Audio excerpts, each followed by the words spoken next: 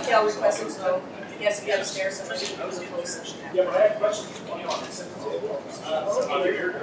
call you when it's. Closed discussion. Right now, alcohol. So, and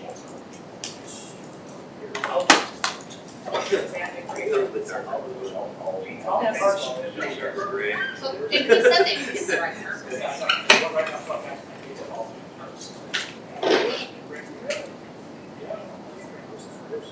But they have to be already to get the person. Alright, so we will call the Economic and Development Committee to order. Please note that all members are present, including Alderwoman Grove on the TV. Can you hear us? Kimberly, can you hear us? She said. Hello, Can you hear us now? Aaron, can you hear us? right there I can. Alright. Okay, so new Class B tavern license for Deco Venue LLC DBA the MO 7546 West Greenfield Avenue. Agent Noreen Higginbotham. Noreen Wallace, you want to come on up?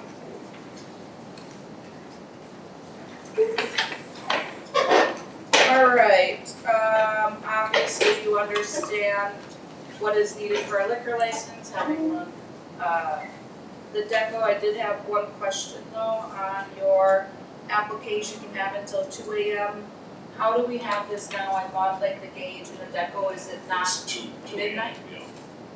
No, it's 2 a.m. You wanna do 2:30 on Friday night? It's 2 Well, a.m. that's what we can do. I think we got 2:30 on Saturday, otherwise 2 a.m. Did it say 2 a.m. today? Yeah. Yeah. I was just curious what we did for other banquet, like the gauge. I thought it was midnight, but your current one for the deco is valid Yeah. until 2 a.m. Yeah, and, I mean, probably 75-80% are events, and at night, what we do is we give our guests 8 hours, and generally, we promote the whole 4 to midnight.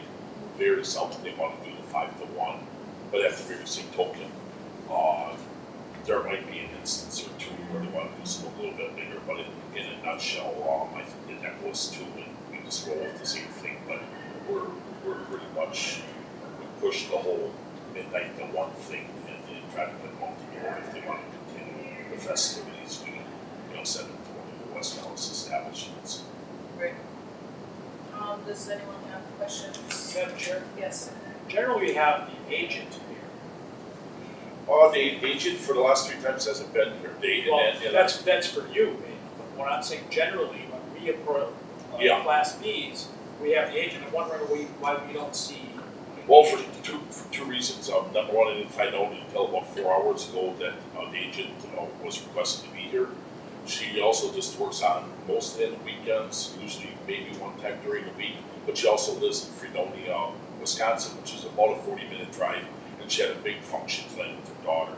So that's the only reason she wasn't here tonight, and I spoke to some of the representatives, and they said, it shouldn't be a problem, but, Because ultimately, this falls on the agent. We just want, and I understand that she's the agent. yeah. And I did try to call her and see if she could reschedule, but it was skiffy with her daughter. Yeah. That would be my only question. Yeah. I'd like it to be consistent with city policy that the agents are Not disagreeing, but that's a change outside of this now, but. here. No, yeah, Okay, I just wanted to make sure I was understanding yeah. correctly. I'm not saying no to this because Okay. she's not here, but I think, because oftentimes the applicant is an LLC, Right. it's like. Yeah, that makes sense. They're not that Applicant, whatever. running day to day. Yeah, but the agent is supposed to be the person managing these towns. Yeah, but by all means, if it was a requirement, I'd be, we definitely would have done it. Just, Any other? Second. Alright, all in favor say aye. Aye. The ayes have it. Aye. well, thank you. Thanks, Nick. Okay. Alright. Number 30, that was 435, new Class B Tavern and Public Entertainment License for the Liquor Room LLC, DBA The Liquor Room, 7100 West National Avenue, Agent Joseph Van Eady. Come on up.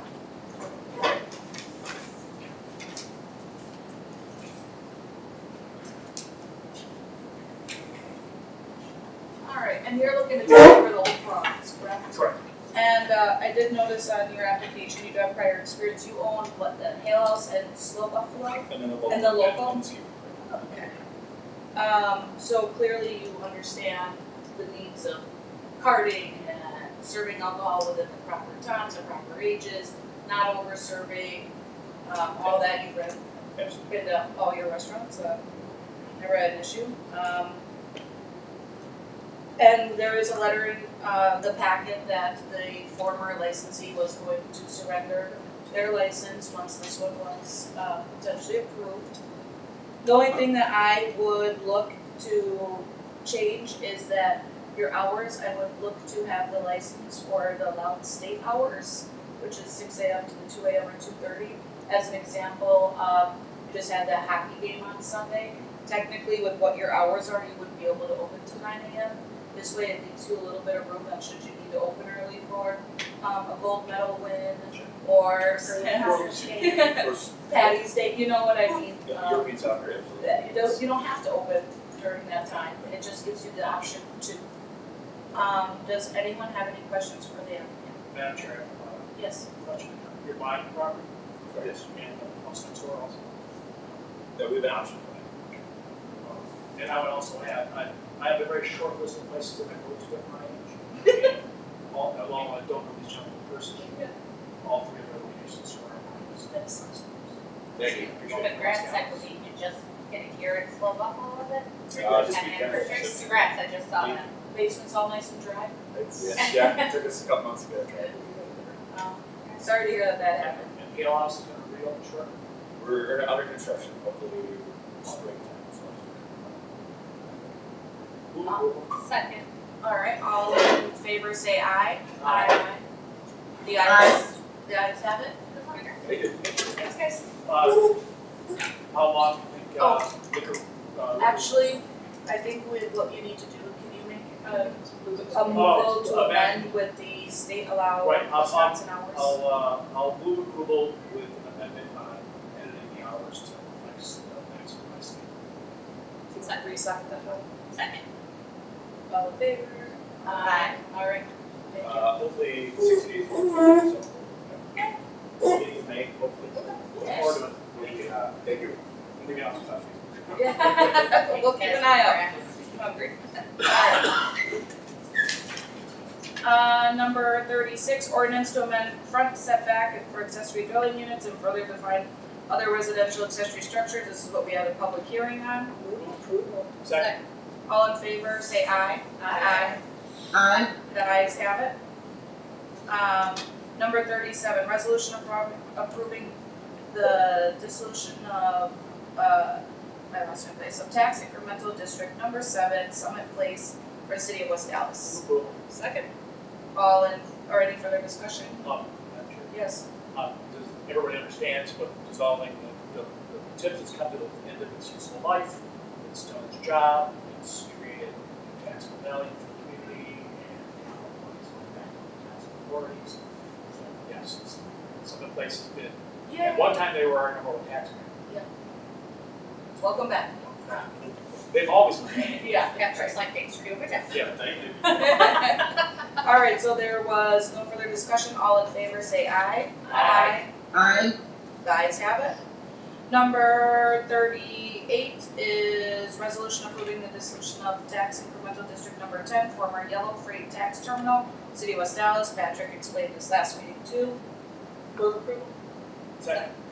That's around $11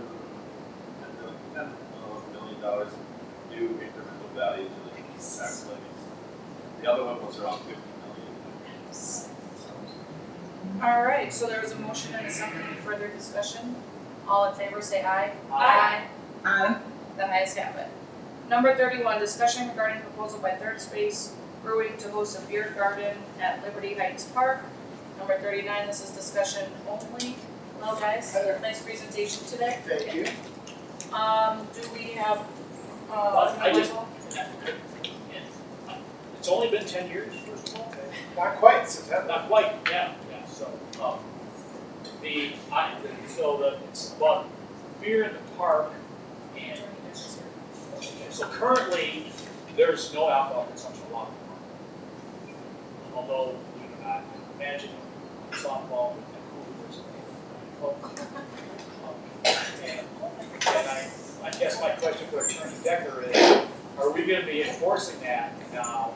Does this community event thing that we're doing for their licensing, does that cover just that park and the whole park? Or is it some sort of like 50-foot rule or 100-foot rule? I think a person who plays softball on hot summer day should be able to. So, Attorney Decker, can you essentially what's their service? Sure. So the way that it works is they would be using a full service retail outlet to have this as a location. And then the premises would be up to them to decide how they want to describe it. My recommendation to the committee is if you're interested in this topic, and if you want to maximize the park and the flexibility of having alcohol in the park, is that they would limit their premises to just the service area and then declare the entire park premises under our ordinances.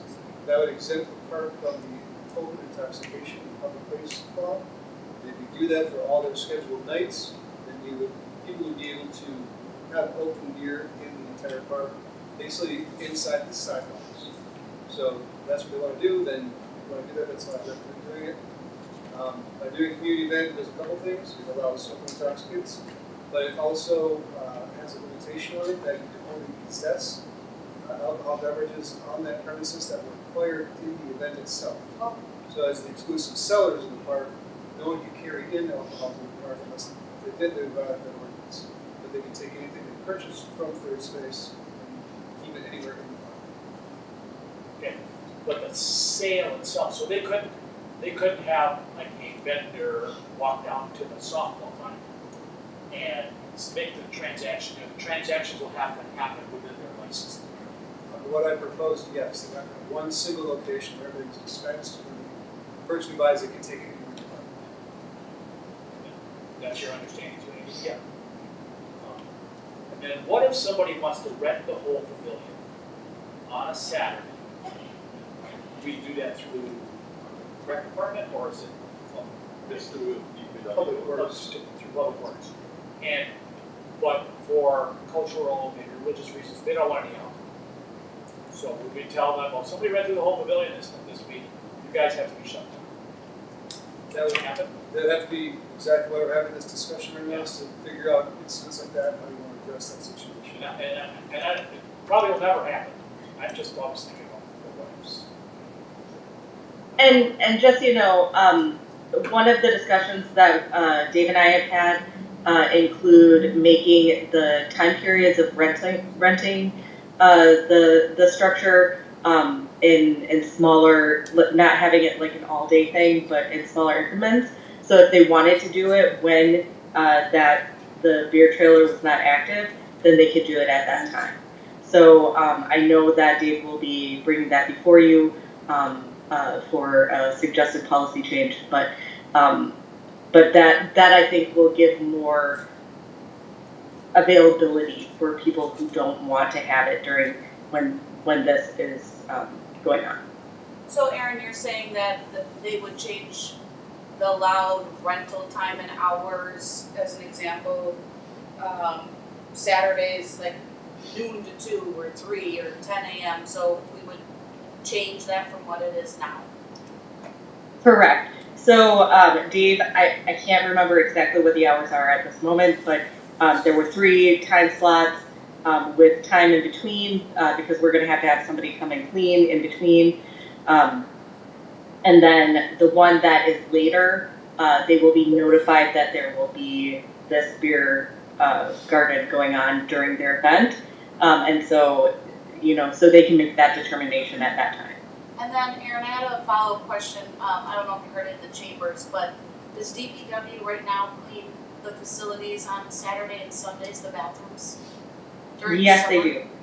Yep, so Cindy's crew is in charge of cleaning those bathrooms in the facility. And when this rental goes into place, they'll have to clean it in between.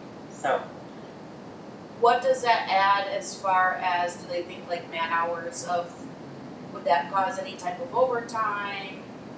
Is there any reservation? so I think on that? now I'm going to have Dave clarify this, but I believe he has a part-time person who will be doing this portion on the weekend. So it's not gonna be creating overtime. So it's just. Madam Chairs. Yeah. So on the March, Aaron brings up a good point, on the March 10th meeting, we're bringing forward a proposal to change the rental hours and pricing structure so that it's 3-hour segments. Proposal's going to say 9 to noon, 1 to 4, and 5 to 8. So that we'll only rent it for a 3-hour segment, that's a push. But if they wanted to rent it 5 to 8 on a Friday, we would just tell them it's already booked. Well, we would tell them that alcohol is going to be served at that time, really, if that's how the council wishes to. But they could still reserve the pavilion at Yes. that time. Yeah, the plan would be that Correct. the area not occupied by green space would be rented instead. They just have to understand that the kitchen would be utilized for green space. And if we were to, I know this is discussion, but we're looking at a 3-year contract with, again, starting small with Fridays and Saturdays. If that was approved and the hours or days wanted to change, would that have to come back before council? Yes. Madam Chair. Yes. So what, right now, when people rent the space, they get the whole place for their exclusive use. Correct? The whole pavilion would be for their exclusive use. That's what the current fee schedule is. We actually don't have the rentals that I'm aware of, because it hasn't been put online yet. But this proposed and approved fee schedule is all-day rental for the whole pavilion and gallery. Including the kitchen. Correct. And during these rentals, they can bring in their own alcohol. If they're granted a park permit that Or if they apply for a permit, they're having a company picnic or a family picnic or something, and they wanna bring in beer. They can't sell the beer, but their guests can have a beer. correct, that's an alternate way of allowing people to bring alcohol in. You consume it on the park. However, though, if it was declared a community event during those times, people could not bring alcohol in, they'd have to get it from first base or they not have alcohol. Because the whole park would be part of the community event, and that would not be. So a random Friday from 4 to 9 would be considered a community event, every Friday would be a community event. So Correct. during that time, if someone rented that, they would not be able to bring in their own beverages, they would have to purchase it, right? Or their guests would have to purchase it, Correct. and that would be very clear to whoever's renting. It needs to be in the application. Very clear that that is the restriction. Just so you know, if you get it in this time Right. slot, you cannot This bring is in what it alcohol. means, Yeah. so, right, okay. And people aren't drinking cakes of beer. No, not really. No, I mean, Unless Can I they're add big something fans. to that, not the kegs of beer part, but the other piece we discussed that I think needs to be clear is what are they renting? And so what is we're talking about is when we're in operation, the rental would be just for the interior space, not the covered not outdoor the covered area. outdoors. Otherwise, they're gonna be upset. They're Yeah. members of the There's public. strangers here at my party, that I Exactly. rented this for. And in a non-beer garden day, they would be able to rent both, I believe, sounds. And I know you're gonna have a outside trailer that's locked, so do you plan to leave the beer inside the pavilion locked or in that locked In trailer? the trailer locked. And it's like really locked? It's as locked as The a trailer itself has wheel locks. And we're gonna try to figure out, can you buy a person, Yeah, you can probably boot your buy own car? No, and we can get to these details, we would love to chain it up so that no one can, I mean, we have a lock to the hitch, that's not good enough, I think No. we, wheel lock, and ideally we chain it up as well. Okay. Yes. I know there was a great question upstairs about worrying about ruckus and violence and things like that. Having been to Elk Grove and other beer gardens, it really, I kind of second what they said. It's never been an issue. It's such a range of ages and families, and it really, it's just not. It's There's not. no dice I there. don't have any A pool concerns about safety or anything like that. I totally understand that. Madam Chair, Yes. you didn't say it explicitly, but it's not acoustic music only, or, Well, I mean, I think think technically everybody not. might have even like an electronic backup, you know, like you might, there's solo guys that have like little Yes. backup equipment that fills in, right, they offer plug-in and. Yeah, yeah. It's usually a very small PA system. Yeah. We also when we book the musicians ahead of time, we let them know, like, we kind of decide sound level, so our bartenders still like tell them to keep it low, so it's not disturbing. It's not like what we're dealing with at Polly's where it's like whole No, I- concert. So what we discussed is would be very similar to what the farmer's market works. Something similar to that, try to keep the music generated. And we would write that in of what the decibels, blah, blah, blah. We're probably more just one zone certified, Okay. yeah, it's generally stable. They can hear It the covers house it. across the street. Right, gotcha. Is, there any other questions for, the applicants? I know this is discussion only, how do we feel as a committee move forward Yeah. and pursuing details? Yeah. We can bring a contract forward as early as March 10th. Sure. Sounds good. That's the next meeting. Yeah, I will not be here. Yeah. There's also CDA that I'll try to be better for that one. Yeah, get ready, Kim, that'll be all you. is the introduction. I'm on deck. Alright, that's anything else to come before economic and development? We adjourn. Second. All in favor, say aye. Aye. We are adjourned for Aye. economic and development. Okay, I'm going to bring the administration committee to order. I see that 4 members are here and Alderperson Grove is joining us. This telephonically? Remotely. Okay, the first item is number 28, resolution to approve an intergovernmental agreement establishing a joint fire department between West Allis and the Mullins. Move approval. Second. Do we have any further discussion? Any I- questions? Okay, Alderperson. Yeah, I read the, resolution in the draft, it didn't seem like much has changed from the initial conversations and hearings that we had on this. Gail, is there anything pressing that you feel like was completely different from the last time we've kind of had the presentations, seen this draft to now? Only because I like full disclosure, there were 4 changes, could have been significant, but I went over it. The proportional cost language was sort of expanded out a little bit more. This is the idea that any costs prior to merging are the city's costs, after merging are the joint department's costs. And if something overlaps, like retiree healthcare, we figure out a proportional way to equally divvy that up. So someone worked for the city for 20 years and joint department for 5, the city would take on the bulk of the cost, and then vice versa. The default rule would just be that proportionality, the cities could agree to any form of reimbursement as long as both cities agree to it. We eliminated the specific assignments of professional services. In the original draft, Wauwatosa and West Allis, each had departments assigned to specific things. So law and IT was West Allis, HR finance was Wauwatosa. That was eliminated, instead of one, it was simply pick who's able to do it at each point in time at a price. Made it a little more flexible as personnel change and capacity changes. We also added language saying that if this department provides services to a third party under the contract, that would have to be approved by the communities as well as the developers or corporation. Just to make sure that, right now examples, if the community wanted the services, they would be eligible for a probation grant. That grant amount would be divvied up between the people who receive the service and the joint department. It'd be good to hear the council's opinion on something like that. And then finally, the money. So you saw that I put in some, what I would call final numbers. That was just everything that our finance departments could find that what it takes to operate the fire department, and might actually be more, because everything they found thus far. Total between the 2 communities was $38.6 million in 2025. We applied the grant to that, and use it proportionate to the amount that the city has paid in the past with the cost work. If that's the grant and it's approved by the state, the city would be receiving about $4.86 million annually for 5 years, for a total of about $24.3 million. I was informed by Wauwatosa's attorney that they already approved this agreement tonight, so we have the last act.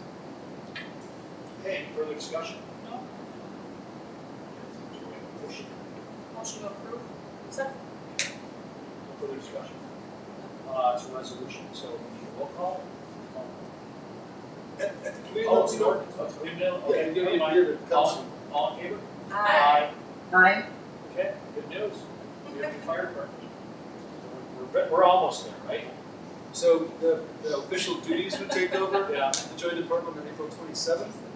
However, it would be under a staffing agreement, so nothing would really change in the city until about 1/1/27 is the idea that we'd like to switch to everyone become employees to the joint department at that time, so we've still got about 10 months. Well, I'm gonna thank Kale and all the other staff involved in this, because I'm not gonna say it was seamless, I'm sure there was a lot of time spent on it. But when we first started on this, remember, we had a lot of concerns, and we had to make everything addressed. And I guess no, No, we're moving in the right direction. if I could, Mr. Chair, I just want to say I really appreciate all the staff working to get this to this point. I appreciate the collaboration of both Fed administration and Fed unions. It's been very nice working with administration and Fed department officials. TOSA has been great. So I think this is a really nice partnership and a really nice partnership for the cities. I'm not a big fan of the name, but. Okay, next item is claims Should we go by, back to, should we do 30 to 33 as a goal? oh yeah, we can. What's that? That's public works. Oh. We only have one more item? Yeah, Oh, okay. okay. Woo-hoo. If you wanna go over 30, No, 30. I know the same thing, I'm like, No, sure don't, no, thank you. Hey, go ahead. Yeah. Okay, item number 29 is a claim by Eugene Faust for alleged physical injury and self-report national and on or about July 11th. Do we need to go into closed session? Yeah, Mr. Chair, just a brief intro. This matter is scheduled for a trial on Monday. So I'd just like to discuss in closed session some strategy for that case. Okay, so for agenda item number 29, the administration committee may convene in closed session pursuant to provisions of Wisconsin statute section 1985G. The purpose of conferring with legal counsel and governmental bodies is rendering oral or written advice concerning strategy to be adopted by the body. With respect to litigation in which it is or is likely to be involved. The administration committee may reconvene in open session after completion of the closed session. Consider the balance of the. Motion to go into closed session. Second. Okay, all in favor? Aye. Aye.